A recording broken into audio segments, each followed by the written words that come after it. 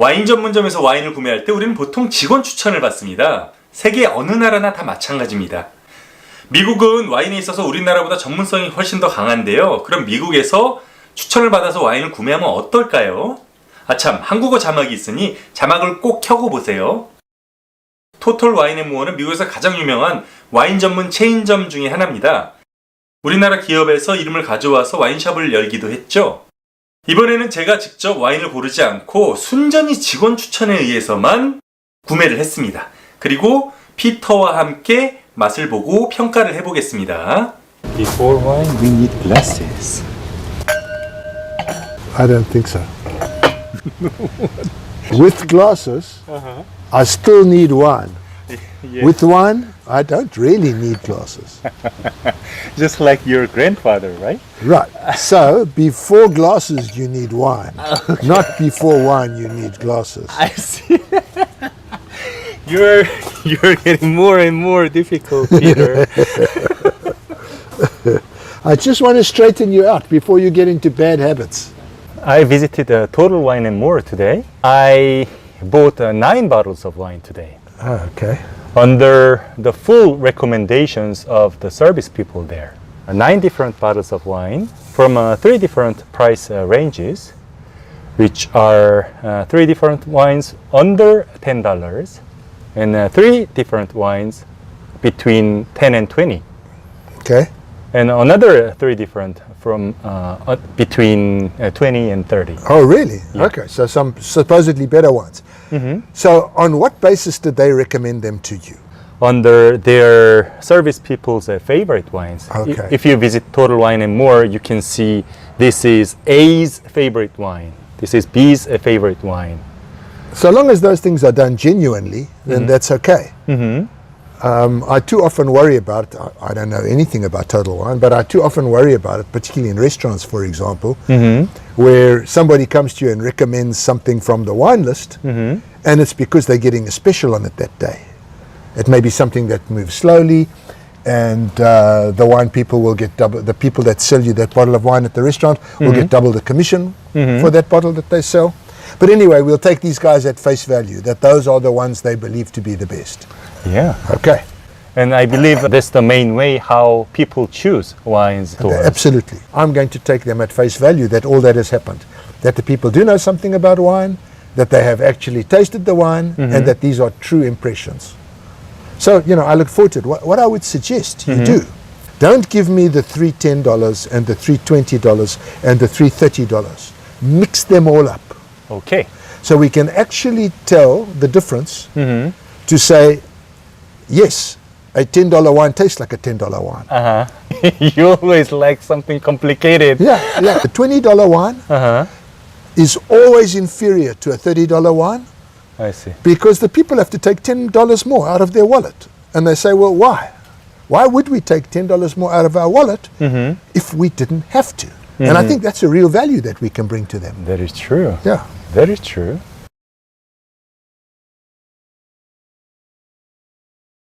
Are you excited? Trembling. Well, when I'm trembling, I'm not sure if that's excitement or their proximity to alcohol. Like these guys who say, I don't have a drinking problem, and their hands start to shake just before lunchtime. So maybe I'm trembling now. So I'm about to get it. I hope that's not the case. I'm sure it's not the case. I didn't think any of the wines was particularly good. I would be disappointed to pay more than early to mid-20s for any of them. The 2 first ones had quite deep color. That's true. Very buttercup yellow. The first one's actually gotten better since it's been in my glass. Some complexity on the palate. There is some complexity. The second one, also quite oaky. It's less well integrated. Now that they've been open a while and they've been airing for a while, I definitely think this is a better wine than that one. Okay. The third one is the palest, and that one didn't develop the complexity. It's not particularly good. First wine, Monticello Vineyards. This was the expensive one, Yeah. right? It took a while to come around, which better wines do. So how much was that one? $29.99. The second one, It's the second most expensive. Merilli from Livermore Valley. That's why it's so powerful, because Livermore Valley is hot. This one is 1597. The third one is Firebrand, California Shard, okay. barrel fermented. And the price is $9.99. I think it's not bad for $9.99. I'm just not particularly impressed with any of them. Oh, 3 wines he recommended to me. They're not f***ing good enough, what can I tell you? For a second flight.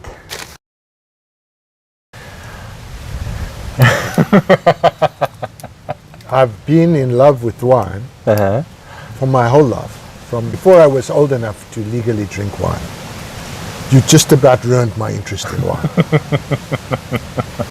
That was terrible. Yeah?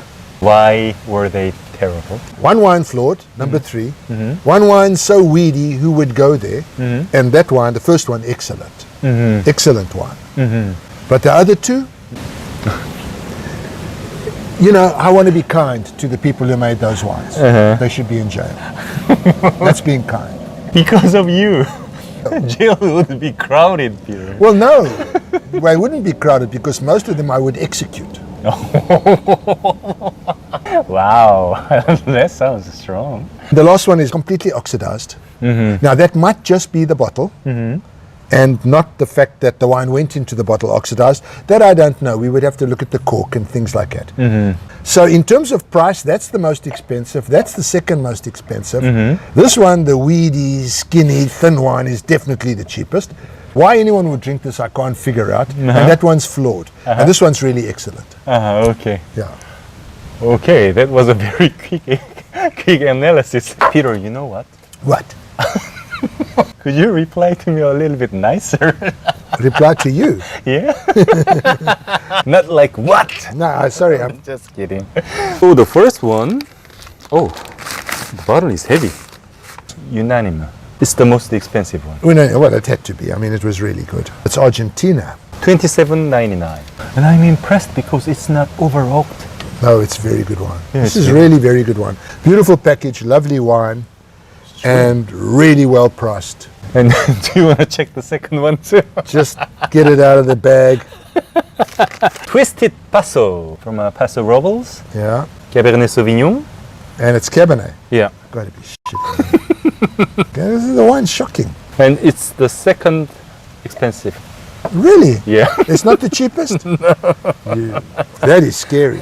And how much is that? $19.99. Oh, you gotta be kidding. Do you know how many stupid people it takes to put a wine like this? First of all, the people that made it and put it in the bottle. Second of all, the people that bought it. And third of all, the people that recommended it. You talk about 3 levels of stupidity. And then us, the fourth, we also bought it. This one is really bad. Yeah, really bad. This one is really bad. Tell us what the cheap one is. Altera. Altera. Vintage is 2012. Ah, that's why. They're all like this. Because the wine is 7 years old and it's dead. But how could recommend this kind of wine? Because they stuck with it. And they were not honest with you. That is true. That's my personal opinion. Sue me if you want. I agree with you. Yeah. Yeah. So it depends on who was stuck with it. Okay? Is Total Wine stuck with it? Or was Altera stuck with it? And so they gave the Total Wine buyers one hell of a deal. Make it go away, right? Well, you couldn't fool us on this one. That's true. Sorry. Don't you want to know No, go. how much it is? Not really. No, because it's bad at any price. $8.99. Wow! If they had tasted it any time in the last while, they would have known that the wine is done, gone, dusted, over, and that they don't make friends by selling a wine like this. And practically it's a double recommended. I can answer that. Practically. Looking at us too, it's double rejected. It's not right to do that to the consumer. Did they think you were a regular consumer? Yeah. I just told him, please recommend. Yeah. I will totally follow your recommendation. It's not right to do that to the consumer. I just told him, I'm fully dependent on you. So Well, he let you down, my friend. just because that's what people do. Many people, they don't have good enough knowledge about wine. Maybe the consumers don't have good enough knowledge, so they come and they ask the people. Then they go home and they taste the wine and they say, I'm not sure I like wine. I'm not sure I like wine. Is that fair? No, it's not. At any price point, excuse me getting crazy here, at any price point, if the wine is on the shelf, it should deliver. If you're going to a wine merchant, no matter what you're paying for the wine, if it's not delivering for the price, you've been ripped off. Because that's the kind of wine world we live in. There is something absolutely drinkable at every price point. That is true. That is true. And these are all the same grape variety? Yeah. It's interesting. You nearly fooled me here. Could it be Pinot Noir? They are Pinot Noir. So, bullshit. Okay, not a single one of them here worthy of the name. No more talk. Okay, because I went to Pinot Noir first and I didn't find it in any one of these wines. Okay. Done. I don't have to say any more. Okay, number 2 is the least worst. And why is it so? Well, not in the context of Pinot Noir, but overall, it has the most complexity, the most roundness. If forced to drink one of them, it's the one I would drink. If I force you, right? But you can't force me. You tell me these are Pinot Noir? No, thank you. There's not a single wine here with varietal character. What do you think? I just have that information that they are all Pinot Noir. So I just really try to find that Pinot Noir characteristics. I wasn't different. I look at that color. I see this kind of color. I always say one has to accept the possibility that it's Pinot Noir. I absolutely say, could this be Pinot Noir? No. Could that be Pinot Noir? No. Could that be Pinot Noir? No. I don't remember the last time I had 3 Pinot Noirs and didn't get it. No. These wines, if somebody just delivered them to you as red wine, they're all drinkable. But if they delivered them to you with varietal character, and you now are supposed to say, oh, it's a beautiful Pinot Noir. No, there's no beautiful Pinot Noir here. There's no Pinot Noir here. It's decently balanced wine. It's absolutely drinkable. But Pinot Noir, And number 8, is very oaky. It's very short. and the last one? As you say, it's got a bit of VA. It's hollow. This one is the worst one for... It is. It's hollow. It's thin. None of these wines is worth a score. Shall I unveil? Do it. I want to go home and have a glass of wine. So the first one is the cheapest one. Vin de France. Vin de France. Yeah. That's how much they cared for this wine. That it has an appellation of a country. Yeah? The price is $9.99. And then... tudung. The 8th one. I don't know how you're going to put this on for our channel. I will think about it later, Peter. This one is Mondavi. Mondavi. Isabelle Mondavi, Carneros, Estate Pinot Noir. The price is $31.49. It was the best wine, but you were had. $31.49? I imported Bourgogne, Haute Nuit, and simple Bourgogne Rouge for $7 less than that. That's in a whole different class. And on back label it says, nothing needs to be said about Pinot Noir. That's right. When you make Pinot Noir like that, it's better not to say anything.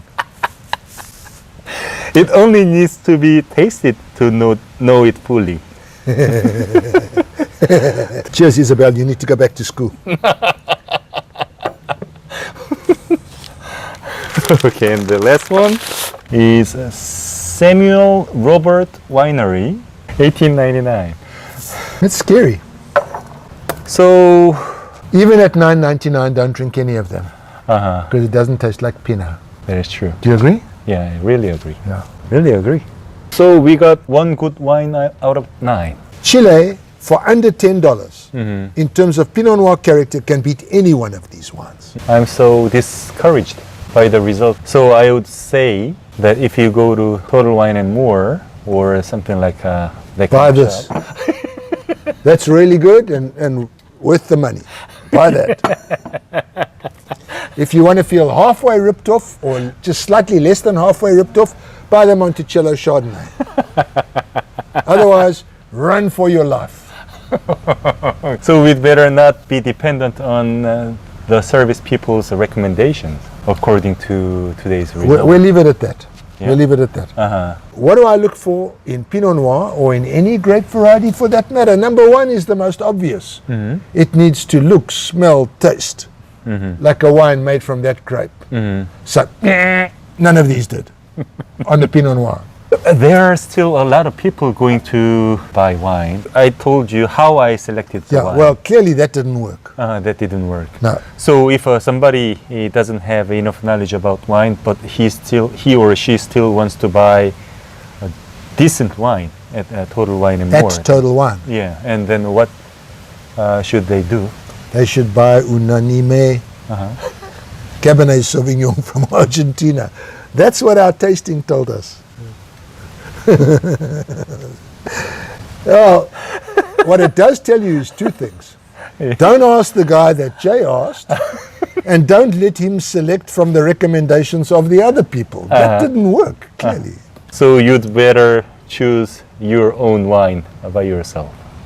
Unless, you go into whatever liquor store you go into, be it Total Wine or any other, armed with a list of recommendations by people that are hopefully independent. The wine rating organizations, the Berghound, if you're talking about Pinot Noir, particularly Burgundy, or Wine Spectator, or Wine Enthusiast, or Decanter Magazine, or whatever it might be.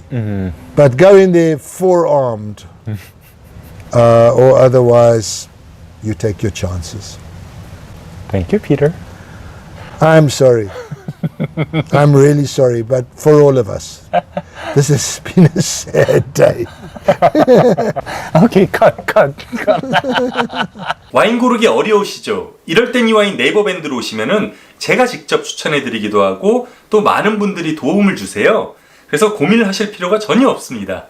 제목 아래 설명란에 링크를 넣어 드렸으니까 클릭하시고 이럴 때 이 와인 네이버 밴드로 오셔서 직접 제 도움을 받아보세요. 이럴 땐 이 와인 네이버 밴드로 놀러 오시면 와인을 잘 몰라도 편하고 싸게 사실 수 있도록 제가 많이 도와드립니다. 다들 만족하시고 좋아하시더라고요. 가입하는 게 싫으시면 wineking.co.kr로 놀러 오세요.